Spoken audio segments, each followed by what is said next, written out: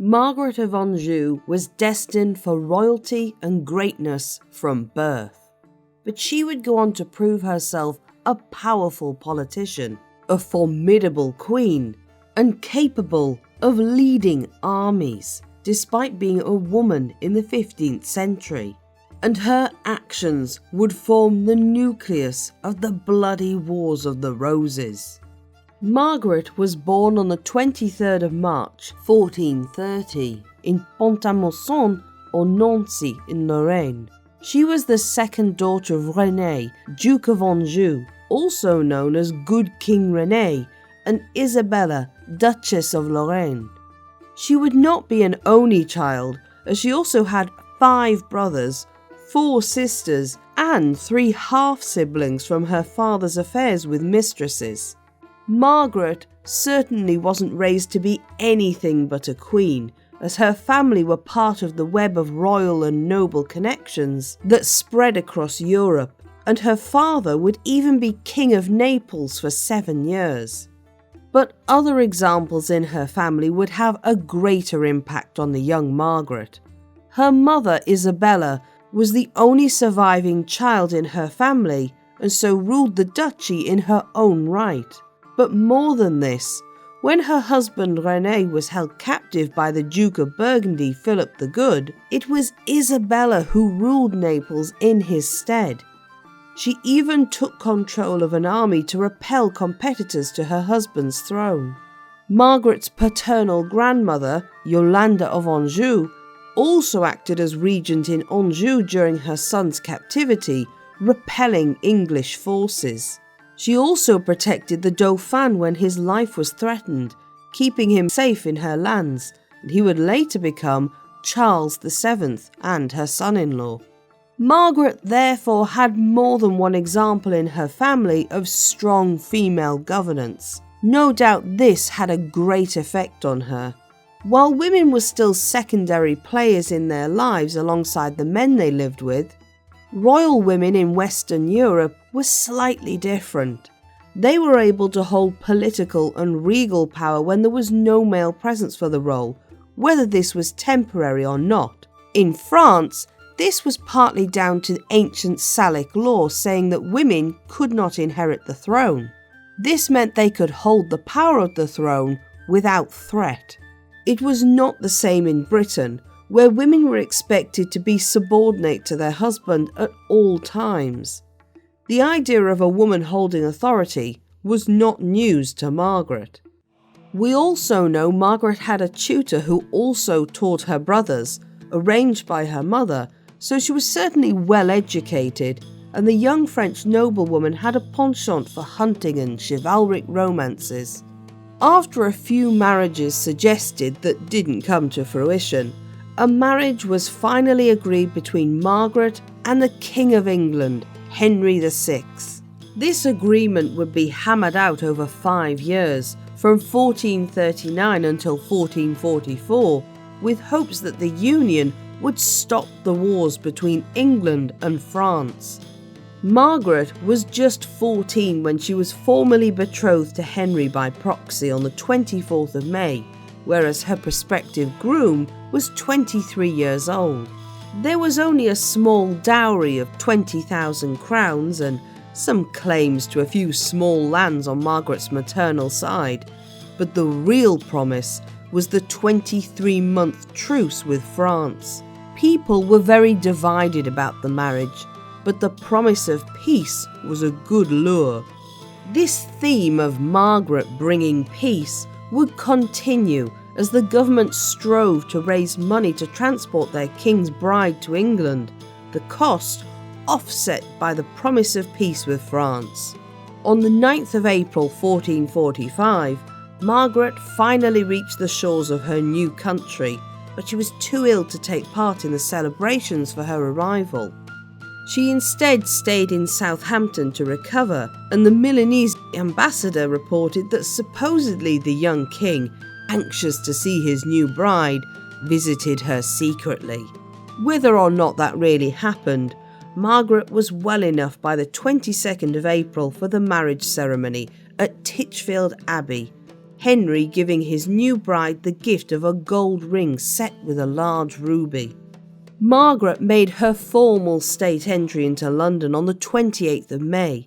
As with all new queen consorts entering the city, Margaret was regaled with pageants and festivities, as well as plays, yet again enforcing the message that the marriage would create a lasting relationship between France and England. It's possible Margaret was a little nervous at the continued pushing of this message, or perhaps with the confidence of youth, she agreed. The problem was that when the French embassy arrived in London that summer to hammer out the details, the talks were indecisive. This was made worse by Henry VI carrying out diplomatic talks of his own without including his advisors, and often making decisions that went against theirs. On Christmas Day 1445, Henry wrote a letter to Charles VII of France, his wife's uncle and the French king. He offered to surrender Maine to René of Anjou by April of the following year, which would give Charles a reason to go to war a few years later. Margaret was given instruction from Charles's advisors to assist the peace process by encouraging her husband to keep his promise. While Henry later acknowledged her involvement, he would also make it clear that he would always personally prefer peace over war. Unfortunately, while Maine was given up, René never created the alliance he had promised. This started rumours that Maine had actually been given up as part of Margaret's marriage settlement, not helped by the knowledge that she had tried to mediate for her husband. She was set up with an income fit for a queen, estates, a grant from Parliament, and an annuity all added up to over £10,000 a year. Plus, she was allowed to ship wool from any port in the realm, free of customs. Margaret's gifted estates were mostly comprised of Tutbury, Leicester and Kenilworth, with other parts of lands near Essex and London, and many older estates in Oxfordshire, Devon, Cornwall and Hertfordshire. Her main lands in the Midlands were to become vitally important in the years to come, for they would form the main power base for the Queen. There is little evidence for the beginning of Margaret's reign, but that really just proves she was behaving exactly as a late medieval queen should have been. Basically, she was supporting her husband, and Margaret's main role lay in being a patroness. Her other role was to produce a royal heir, but anxiety rose when this did not immediately happen. However, she and Henry seemed happy together, and they spent much of their free time together by their own choice.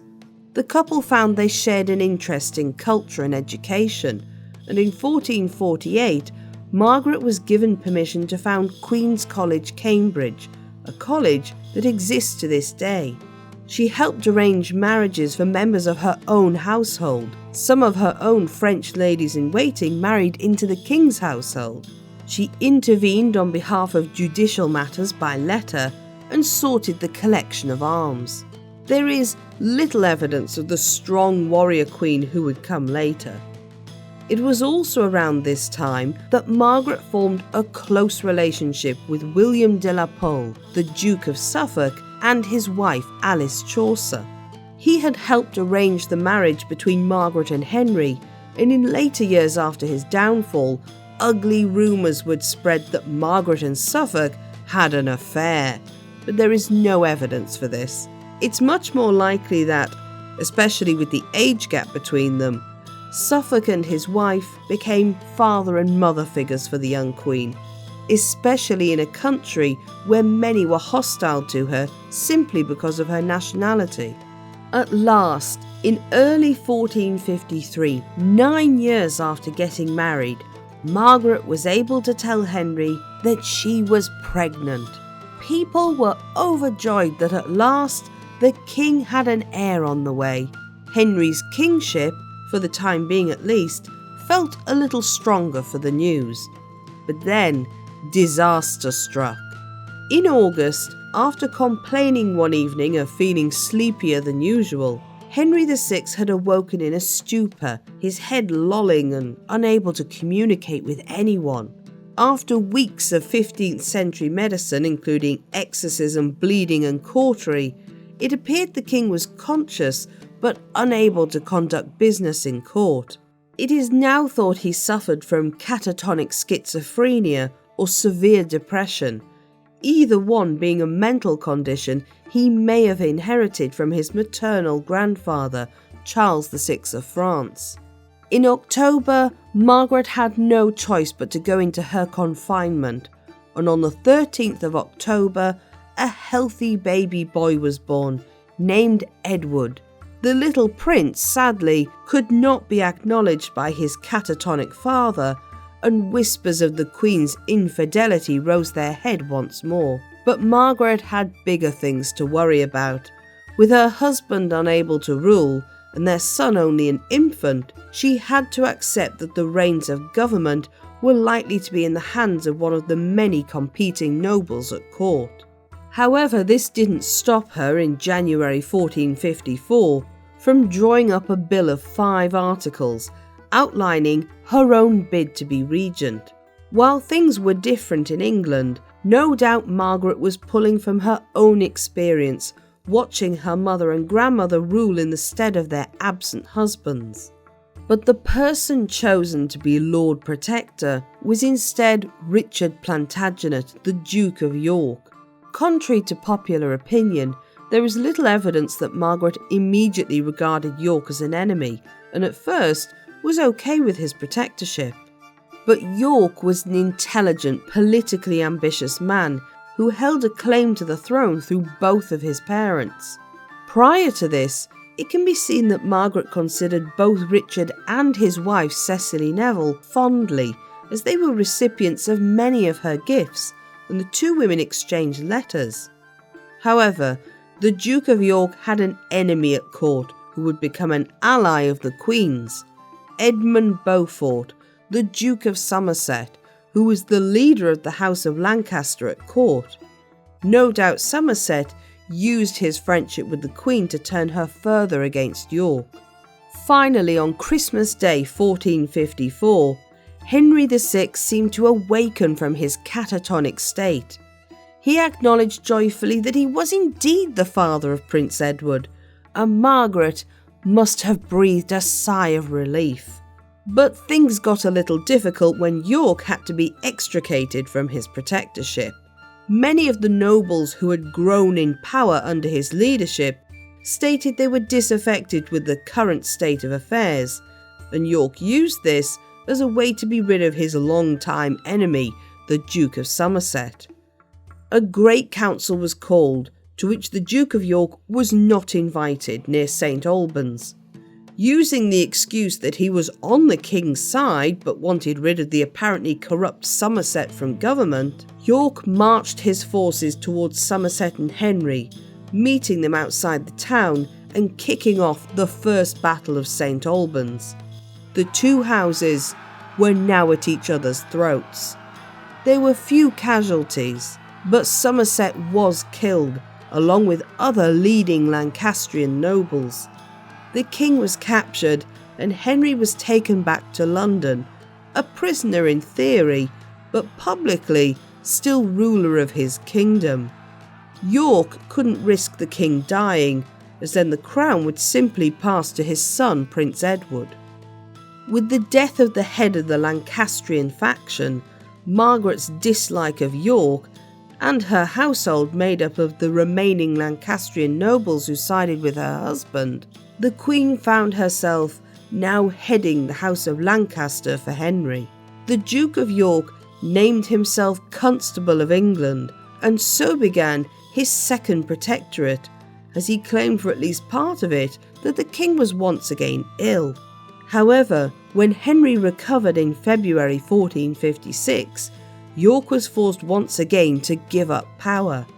Henry seemed resigned to the fact that the Yorkist nobles around him would play a part in his government, but judging by his quiet, kind personality, he probably hoped for some sort of peace to be found in compromise. In March 1458, he attempted to force peace between the two houses by holding a love day, in which Margaret of Anjou and the Duke of York even walked hand in hand along the streets of London. It was all for show, however, and secretly both sides had been building up their forces. In April of that year, the Queen went with her young son to Coventry and the royal palace of Kenilworth, joined later by Henry. She then went on a tour of her Midland estates with Prince Edward, ensuring the loyalty of the noblemen based there. It proved to be necessary. Tensions bubbled over, and on the 10th of July 1460, the Battle of Northampton erupted on a field near the River Nene. Before the fighting began, Richard Neville, the Earl of Warwick and later to be known as the Kingmaker in the 19th century, sent a message to the king. The rebels stated that they merely wished to talk to the king to settle their dispute, but in a surprising show of taking charge, Henry refused.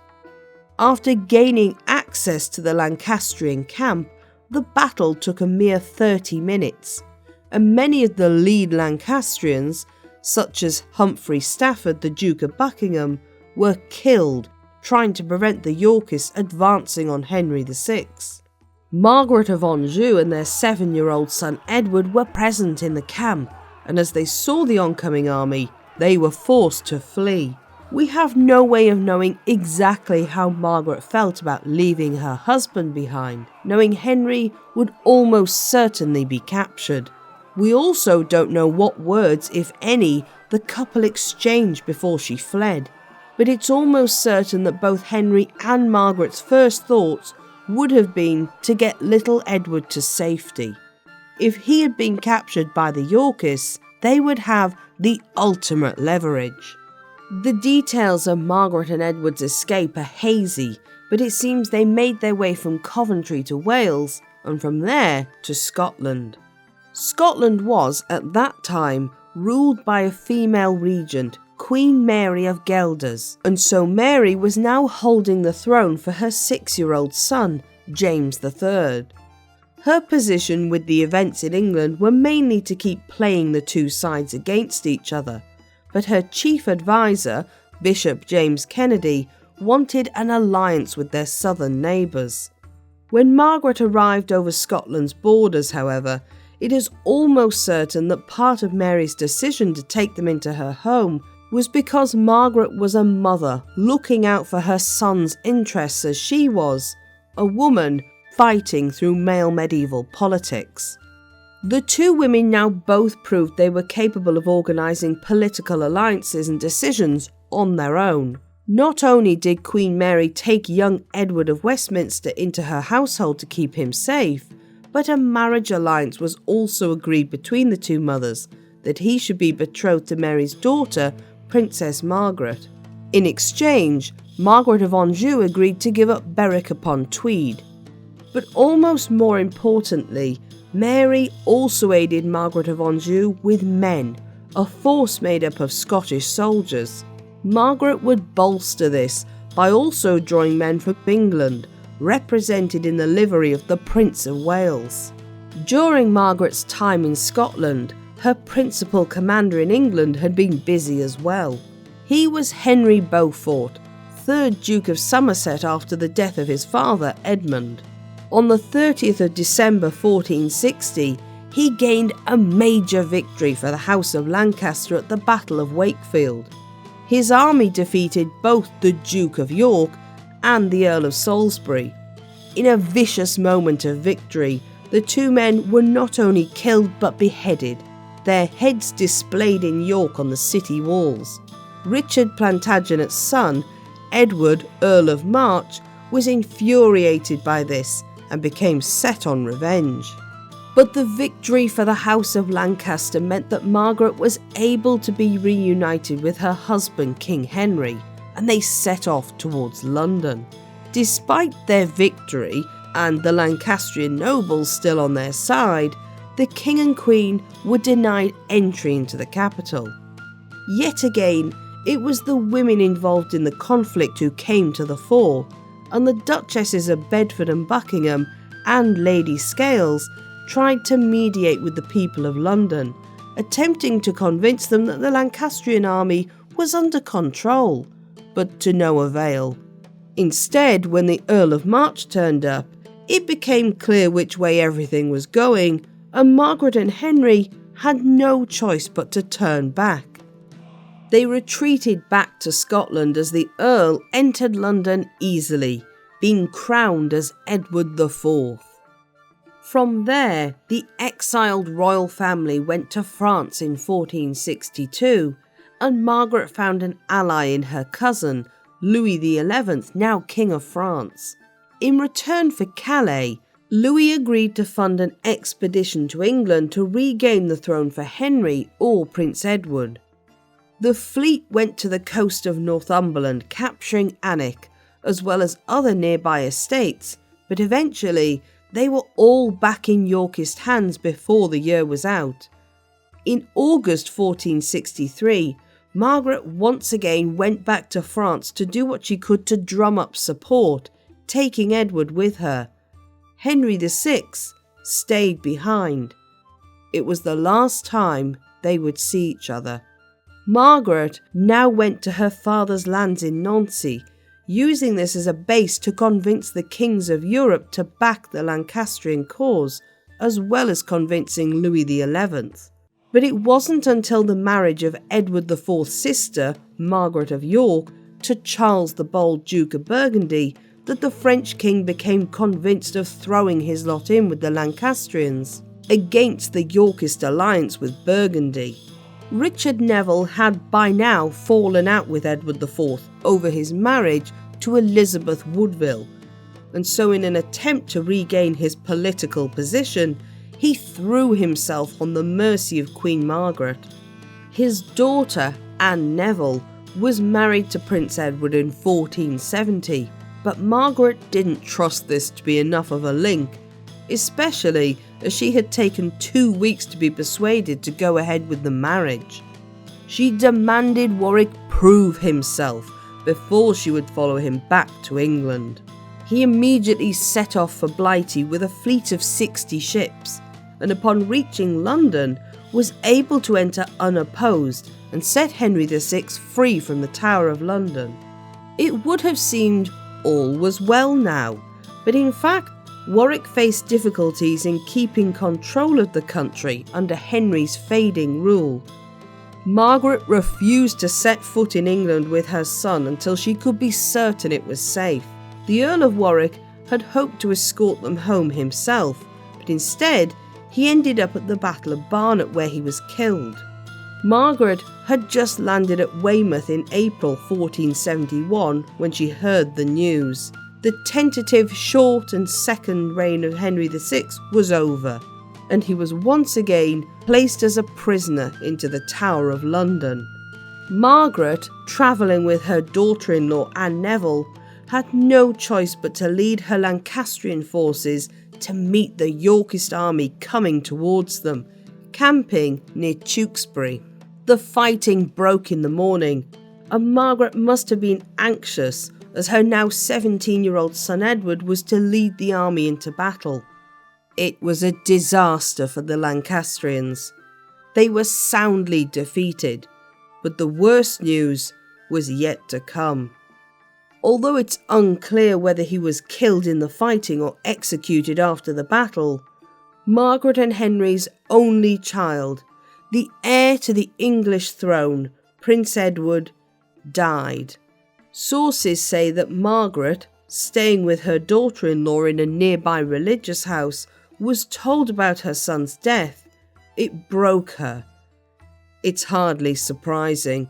Queen Margaret's sole focus since Edward was born had been to secure his place on his father's throne, from trying to keep control while Henry was catatonic, to asking every ruler from Scotland to Portugal and Castile for men and support, to leading her Lancastrian army into battle. And now, her only son, and the Lancastrian hope for England, was gone. Margaret and her ladies-in-waiting were found 3 days later, and Margaret was taken prisoner. She was at first placed in the Tower, taken in a carriage ahead of the king on his triumphant return to the city on the 21st of May. Unfortunately, she would never get to see Henry VI, also in the Tower, as that very night he died. There is still discussion of whether the king died of melancholy, as reported, or, more likely, if someone smothered him with a pillow. But either way, Margaret was now grieving and no longer of any importance as Edward IV once more took the English crown for his own.